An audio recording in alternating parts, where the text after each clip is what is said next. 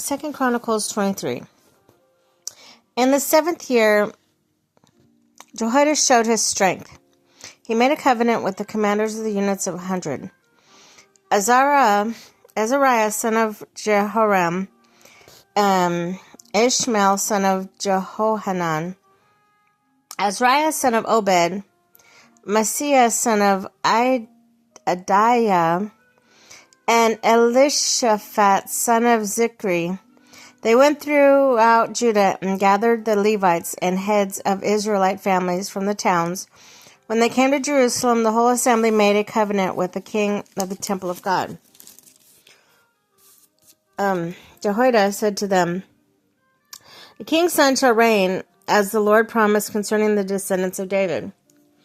Now this is what you are to do. A third of you priests and Levites who are going on duty on the Sabbath are to keep watch at the door. A third of you at the royal palace, a third at the foundation gate, and all the others are to be in courtyards of the temple of the Lord. No one is to enter the temple of the Lord except the priests and Levites on duty.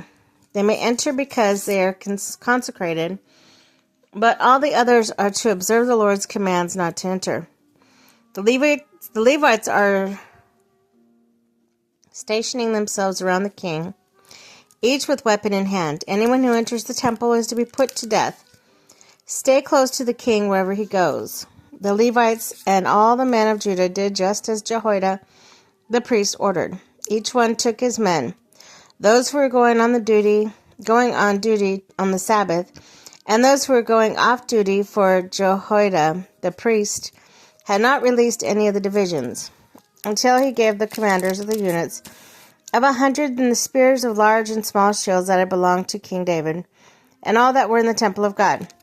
He stationed all the men, each with his weapon in his hand, around the king, near the altar of the temple, from the south side to the north side of the temple. Jehoiada and his sons brought out the king's son and put the crown on him. They presented him with a copy of covenant and proclaimed him king. They anointed him, shouting, "Long live the king." When Athaliah heard the noise of the people running and cheering to the king, she went to them at the temple of the Lord. She looked there, and there was the king, standing by his pillar of the entrance. The officers and the trumpeters were beside the king, and all the people of the land were rejoicing and blowing their trumpets, and musicians with their instruments were leading the praisers. Then Athaliah tore her robes and shouted, "Treason! Treason!"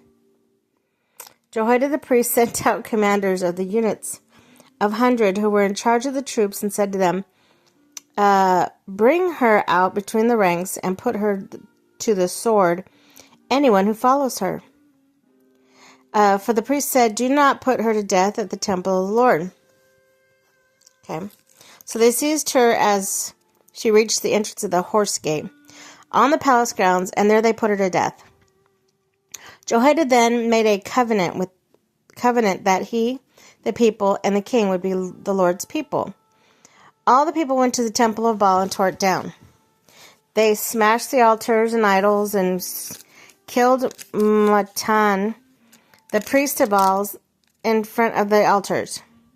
Then Jehoiada placed over the side of the temple of the Lord in the hands of the Levitical priests, to whom David had made assignments in the temple to present the burnt offering of the Lord as written in the law of Moses, with rejoicing and singing, as David had ordered. He also stationed the gatekeepers at the gates of the Lord's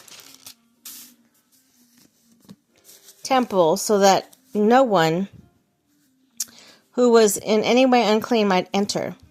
He took with him commanders of hundreds, the nobles, the rulers, the people, all the people of the land, and brought the king down from the temple of the Lord, or of the temple of the Lord.